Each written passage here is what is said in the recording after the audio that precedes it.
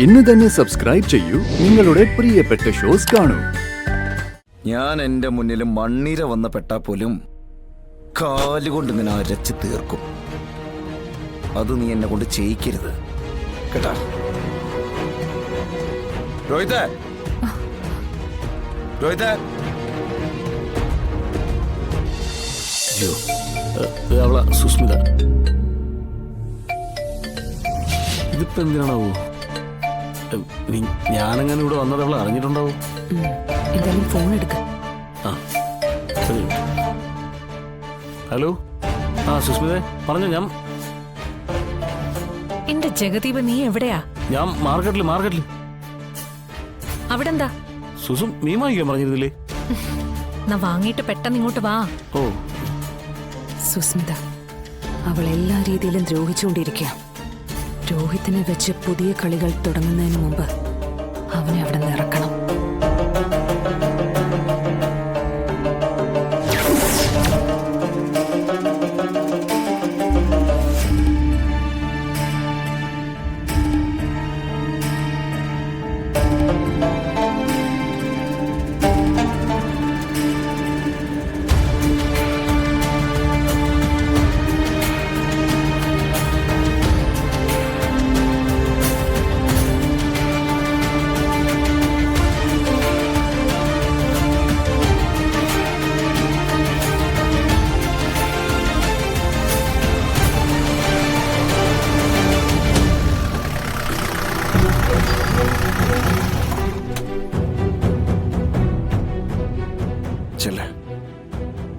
നീ ചെന്ന് അവനെ വിളിക്കേ.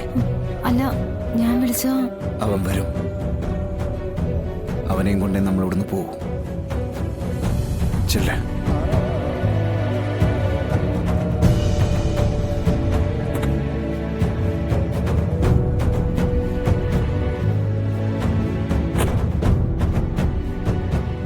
വിഷ്ണുവേട്ടാ. ചെല്ല് ശ്യാമേ.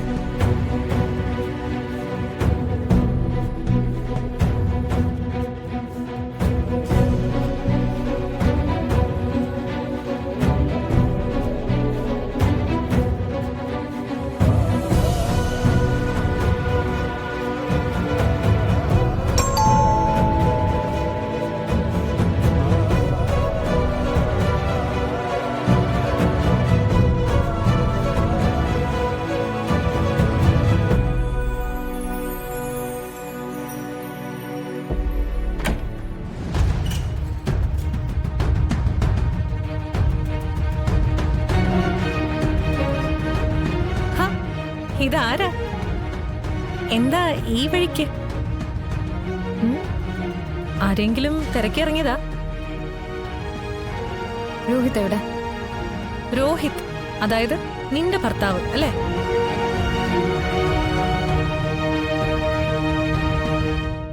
നിന്റെ ഭർത്താവിനെ ഇവിടെയാണോ നോക്കുന്നത്? ഇതേ എന്റെ വീടാ.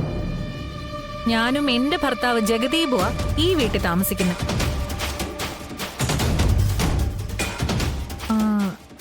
ജഗദീപ് എന്റെ അറിവിൽ പേര് മാറുകയോ ഞാൻ വേറെ കല്യാണം കഴിച്ചിട്ടൊന്നും ഇല്ല.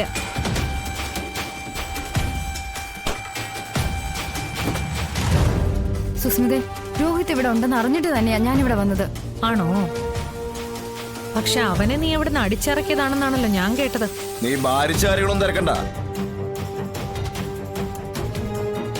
അവനെങ്ങ ഇറക്കി വിട്ടാ മതി. ഓഹോ, അപ്പൊ ബോഡി ഗാർഡൊക്കെ ആയിട്ടാ വന്നതല്ലേ? ഞാൻ അത് കണ്ടില്ല.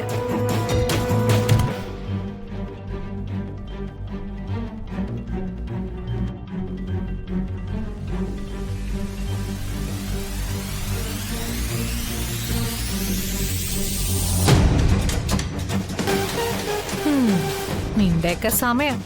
നിന്റെ പുഴുത്ത നാവുകൊണ്ട് വല്ലാതങ്ങ് ചൊറിയില്ലേ? എന്റെ സ്വഭാവം നിനക്ക് ശരിക്കറിയില്ല. മാറിക്കിടങ്ങട്. രോഹിതേ, രോഹിതേ.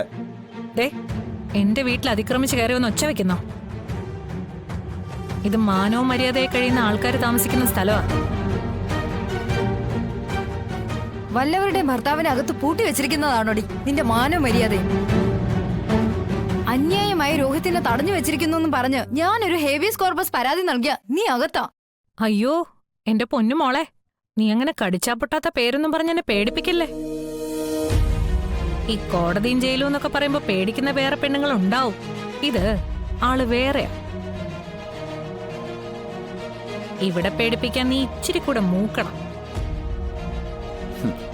നീ എന്തിനെങ്ങനെ ഇവളോടൊക്കെ സംസാരിച്ച് സമയം കളയുന്നേ? നീ ആരെയും പേടിക്കണേ ഇവളെ? നീ എന്നെ അങ്ങനെ അങ്ങ് അളന്ന് തള്ളല്ലേ വിഷ്ണു. നീർക്കോലി കടിച്ചാലും അത്താഴം മുടങ്ങുന്നുള്ള കാര്യം നീ ഓർത്താ നല്ലതാ. അത് നീർക്കൂലിയല്ലേ, അല്ലാതെ നിന്നെ പോലെ മണ്ണീരയല്ലല്ലോ. ഞാൻ എന്റെ മുന്നിൽ മണ്ണീര വന്ന പെട്ടാ പോലും കാലുകൊണ്ട് ഇങ്ങനെ അരച്ച് തീർക്കും. അത് നീ എന്നെ കൊണ്ട് ചെയ്യിക്കരുത് കേട്ടാ. രോഹിതേ, രോഹിതേ, വിഷ്ണു, രോഹിതേ, രോഹിതേ, എടാ, നിന്നോട് ഇറങ്ങി വരാനാ പറഞ്ഞേ. വിളിച്ചിറക്കിക്കൊണ്ട് പോ. അവൻ വരുമെങ്കിൽ. അല്ലാതെ ബലപ്രയോഗത്തിലൂടെയാണ് കാര്യം നേടാൻ പോകുന്നതെങ്കിൽ എനിക്കും എന്തെങ്കിലുമൊക്കെ ആലോചിക്കേണ്ടി വരും. നിന്റെ ആലോചന എവിടം വരെ പോകുന്ന എനിക്കറിയാടി. കൂടി പോയ ആ ചന്ദ്രബോസിനെ ഫോൺ വിളിച്ച് വരുത്തും, അല്ലെങ്കിൽ ഒരു മെസ്സേജ്, അത്രയല്ലേ ഉള്ളൂ. എന്റെ കയ്പ അങ്ങനെ അവനെ കിട്ടാൻ വേണ്ടി കാത്തിരിക്കടി. നീ അവനെ വിളിച്ചു വരുത്ത്. എന്റെ ഒന്ന് വേടിക്കാനാണ് അവന്റെ യോഗങ്ങി, അതൊക്കെ കൊടുക്കാം. രോഹിതേ, രോഹിതേ, ഒളിച്ചിരിക്കാതെ വെളിയിലിറങ്ങണം. ആണുങ്ങളെ പോലെ മുന്നോട്ട് വേണം.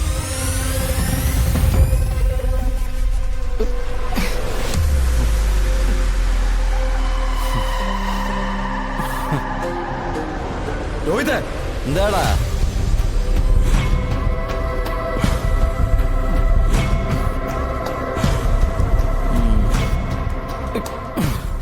എന്താണ് ഇവിടെ കിടന്നൊരു വിളി? രോഹിത്, രോഹിത്, രോഹിത്, എന്താ ഇങ്ങനെ? വാ, നമുക്ക് നമ്മുടെ വീട്ടിൽ പോവാം. മിണ്ടരുത് നീ. ഞാൻ എന്റെ ഇഷ്ടത്തിനാ ഇവിടെ വന്നിരിക്കുന്നത്.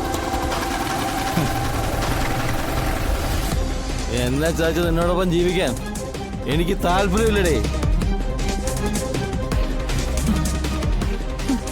രോഹിത്, ഇറങ്ങി പോളി ഇവിടുന്ന.